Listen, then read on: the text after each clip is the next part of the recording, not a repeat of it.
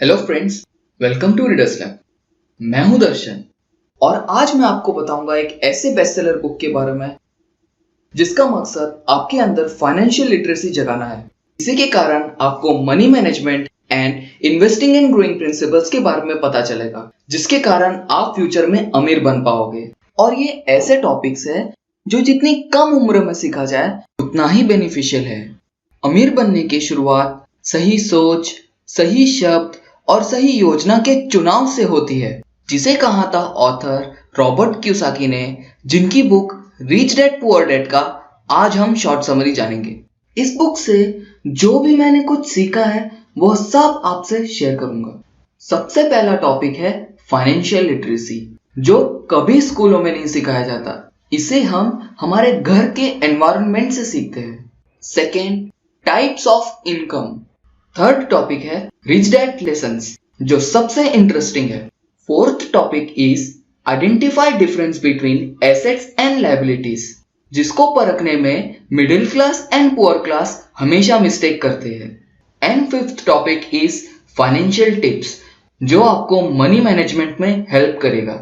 ये ऐसे टॉपिक्स है जिसे हर किसी को पता होना चाहिए, फिर चाहे वो 16 इयर्स का टीनेजर हो या 30 इयर्स का एडल्ट। पर हम सबसे पहले जानेंगे ऑथर का बैकग्राउंड, कि ऑथर ने अपनी फाइनेंशियल लिटरेसी कहां से सीखी। ऑथर कहते हैं उनके दो डैड थे। पहले तो वो जो उनके एक्चुअल डैड थे, जिन्हें वे पुअर डैड कहते थे, और दूसरे थे रिच डैड, जो उनके फ्रेंड माइक के डैड थे, जिन्होंने उन्हें फाइनेंशियल लिटरेसी सिखाया। उनके पुअर डैड ने पीएचडी तक की पढ़ाई की थी और वहीं पर रिच डैड ने सिर्फ 8th स्टैंडर्ड तक ही पढ़ा था। दोनों के थिंकिंग स्किल्स में बहुत फर्क था। पुअर डैड कहते थे कि पैसा सबसे बड़ी बुराई है, वहीं दूसरी तरफ रिच डैड कहते थे कि पैसे की कमी सबसे बड़ी बुराई है। पुअर डैड कहते थे कि तुम अच्छी पढ़ाई करो जिससे तुम्हें अच्छी कंपनी में जॉब मिल सके, वहीं रिच डैड कहते थे कि तुम अच्छी पढ़ाई करो जिससे तुम दूसरों को जॉब दे सको। जब भी कोई चीज खरीदनी होती तो पुअर डैड कहते आई कांट अफोर्ड इट, वहीं दूसरी तरफ रिच डैड को जब कोई चीज खरीदनी होती तो वो कहते how can I afford it. Poor dad उन्हें हमेशा सिखाते कि हमें कोई काम रिस्क लेके नहीं करना चाहिए, और वहीं दूसरी तरफ रिच डैड ये सिखाते कि विनर्स हमेशा कैलकुलेटेड रिस्क लेते हैं। इसी रिच डैड के विचारों का उन पर गहरा प्रभाव पड़ा और इसीलिए उन्होंने फैसला किया रिच डैड को फॉलो करने का। लर्निंग फाइनेंशियल लिटरेसी, एक तरह से कह सकते हैं कि फाइनेंशियल लिटरेसी कॉम्बिनेशन है इन्वेस्टिंग का और ऑब्जर्विंग मार्केट का। ऑथर कहते हैं कि सेविंग से नहीं, इन्वेस्टिंग से पैसे ग्रो होते हैं। इन्वेस्टिंग के सोर्सेस है bank, real estate, stock market and mutual fund. Author कहते हैं कि बैंक के मुकाबले real estate and stock market ही सबसे बेस्ट प्लेस है इन्वेस्टिंग के लिए। और ये ऑथर इसलिए कहते हैं क्योंकि बैंक का रेट ऑफ रिटर्न सिर्फ 8% है, और जबकि स्टॉक मार्केट का एंड म्यूचुअल फंड का रेट ऑफ रिटर्न 15% है। पर ये याद रखें कि स्टॉक मार्केट रिस्की है और उसमें सोच समझकर ही इन्वेस्ट करें। ऑब्जर्विंग मार्केट पर ऑथर कहते हैं कि जो सबसे अच्छा मार्केट ऑब्जर्वर है वही सबसे अच्छा मार्केट इन्वेस्टर बनता है। एग्जाम्पल के लिए लॉकडाउन पीरियड लेते हैं।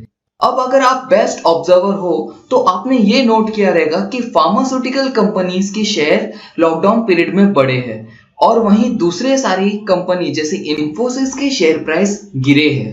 बेस्ट ऑब्जर्विंग के साथ साथ आपको इन्वेस्टिंग के लिए technical analysis and fundamental analysis भी सीखना होगा।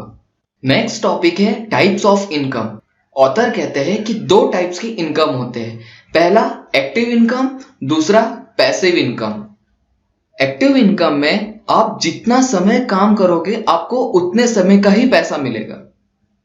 पैसिव इनकम वो होता है जिसमें आपने एक बार काम कर दिया, फिर आप आराम भी कर रहे हो तो भी वो बैकएंड में काम करते रहता है और वो आपके लिए पैसे लाते रहता है। एक्टिव इनकम पे कंपाउंडिंग नहीं होता, जिसके कारण हम उस इनकम सोर्स को बड़ा नहीं कर सकते। पर पैसिव इनकम में कंपाउंडिंग दो चीजों को होता है, पीपल का एंड मनी का, जिसके कारण हम उस पैसिव इनकम सोर्स को बढ़ा सकते हैं। ऑथर कहते हैं कि पुअर और मिडिल क्लास के पीपल हमेशा एक्टिव इनकम पे फोकस करते हैं, जिसके कारण वह उभर नहीं पाते।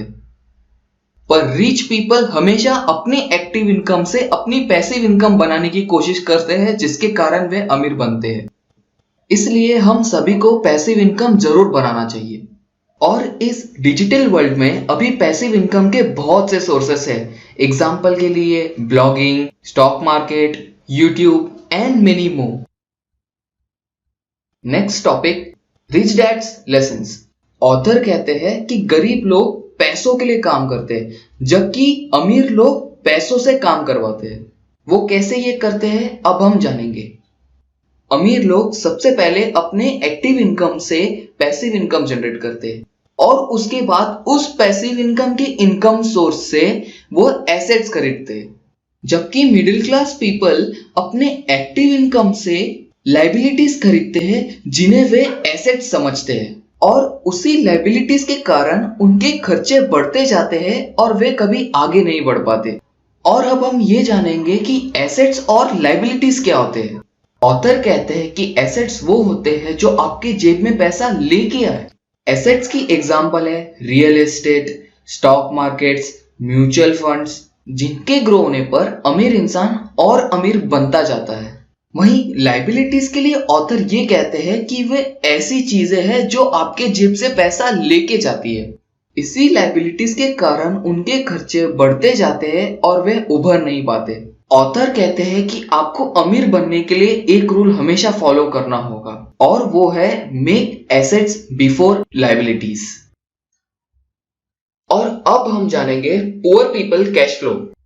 ऑथर कहते हैं कि पुअर पीपल्स कभी भी अपने सैलरी के अंदर से कुछ बचाते नहीं है। वे अपने सारी सैलरी अपने जरूरतमंद की चीजों में ही खर्चा कर देते हैं, जिसके कारण वे कभी कोई एसेट्स खरीद ही नहीं पाते, जिसके कारण वे कभी डेवलप नहीं हो पाते, जिसे आप इस कैश फ्लो डायग्राम में देख सकते हैं। मिडिल क्लास का कैश फ्लो कुछ इस तरह का है। मिडिल क्लास अपने सैलरी में से कुछ हिस्सा निकालकर वे लायबिलिटीज खरीदते हैं, जिसे वे अपना एसेट समझते हैं, जिसके कारण उनके खर्चे बढ़ते जाते हैं और वे भी कभी डेवलप नहीं हो पाते। जिसे आप इस डायग्राम में देख सकते हैं कि उन्होंने अपने एसेट्स की जगह अपने लायबिलिटीज पे फोकस किया है, जहां उन्होंने व्हीकल लोन ले लिया, जिसके कारण उनकी और मेंटेनेंस चार्ज बढ़ गए, जिससे और खर्चे बढ़ गए और वे उसी में उलझ के रह गए। और अब हम जानेंगे rich people cash flow. Rich people हमेशा अपने सैलरी से वे सबसे पहले अपने पैसिव इनकम जनरेट करते हैं, जिससे उस पैसिव इनकम से वे एसेट्स खरीदते हैं। जैसा कि आप इस डायग्राम में देख सकते हैं कि रिच पीपल सबसे पहले एसेट्स बनाते हैं। जैसे इस डायग्राम में रिच पीपल ने अपने सबसे पहले एसेट्स बनाए हैं, जैसे रियल एस्टेट, स्टॉक मार्केट, जिनसे उनका इनकम बढ़ता है, और एसेट्स के बाद ही वे लायबिलिटीज पर ध्यान देते हैं। ऑथर कहते हैं कि अमीर लोग अपनी एक्टिव इनकम से अपनी जरूरतमंद की चीजें खरीदते हैं और पैसिव इनकम से एसेट्स बनाकर उन्हें लायबिलिटीज पर खर्चा करते हैं, जिससे उनका कैश फ्लो बैलेंस रहता है और उनके पैसिव इनकम और एसेट्स के ग्रो होने पर वे और अमीर बनते जाते हैं। और अब जानेंगे फाइनेंशियल टिप्स। सबसे पहला टिप है फॉलो 50-30-20 प्रिंसिपल, जिसे हम बजटिंग प्रिंसिपल भी कहते हैं, जिसमें आप अपने इनकम को 3 पार्ट्स में डिवाइड करते हैं। 50% नीड्स के लिए, 30% सेविंग्स के लिए एंड 20% एंटरटेनमेंट के लिए। इसके 2 फायदे हैं। आप अपने एंटरटेनमेंट बजट से अपनी लाइफ को फुल्ली एंजॉय भी कर पाओगे और साथ ही साथ सेविंग भी होती रहेगी। दूसरा टिप है ट्रैक योर एक्सपेंस। इसमें आपको एक हफ्ते में एक बार अपने सारे खर्चे लिखने होंगे कि आपने कहां और कितना खर्चा किया। इसमें आपको अपने फिजूल खर्चों के बारे में भी पता चलेगा और आप उन्हें कंट्रोल भी कर पाओगे। ऑथर कहते हैं कि रिच पीपल सबसे पहले अपने कमाए हुए पैसों को बचाते हैं और फिर जो बचे उन्हें खर्चा करते हैं, जबकि पुअर पीपल अपने कमाए हुए पैसों को सबसे पहले खर्चा करते हैं और फिर जो बचे उन्हें सेव करते हैं, जो गलत तरीका है। तीसरा टिप है मेक योर फाइनेंशियल प्लान। जो चीज आप फ्यूचर में पाना चाहते हो, आपको उसको 3 भाग में डिवाइड करना होगा। First short term goals, second mid term goals and third long term goals. Short term goals वो होते हैं जिसे आपको 5 साल के अंदर पाना होता है, जैसे कि बाइक, मिड टर्म गोल्स ये होते हैं कि जिसे आप 15-20 साल के अंदर पाना चाहते हो, जैसे कि घर। और लॉन्ग टर्म गोल्स वो होते हैं जिसे आप 60 साल बाद पाना चाहते हो, जैसे कि रिटायरमेंट प्लान। और इसी आपके गोल के हिसाब से आपको इन्वेस्टमेंट प्लान चुनना होगा। अब ये ध्यान रखिए कि जितनी जल्दी आप इन्वेस्टमेंट स्टार्ट करोगे, आप उतनी जल्दी ग्रो करोगे। ये कहा था इन्वेस्टमेंट गुरु वॉरेन बफेट ने, जिन्होंने अपनी इन्वेस्टमेंट की शुरुआत 13 साल से की थी। इसलिए जितनी जल्दी हो सके उतनी जल्दी फाइनेंशियल लिटरेसी सीखे और इन्वेस्टिंग स्टार्ट करें, जिसके कारण आप फ्यूचर में अमीर बन सकेंगे। अगर आपको इस वीडियो से कुछ सीखने मिला तो प्लीज इसे लाइक करें, शेयर करें एंड सब्सक्राइब करें। आपके पास कोई सजेशंस हो या फिर आप चाहते हो आपकी बुक की शॉर्ट समरी, तो आप मुझे कमेंट कर सकते हैं। और अब आप मुझे ज्वाइन कर सकते हैं फेसबुक पर और टेलीग्राम पर, जहां मैं आपसे शेयर करूंगा best seller e books every Sunday, जिसका लिंक आपको नीचे डिस्क्रिप्शन बॉक्स में मिल जाएगा। आपके बहुमूल्य समय के लिए धन्यवाद। जय हिंद।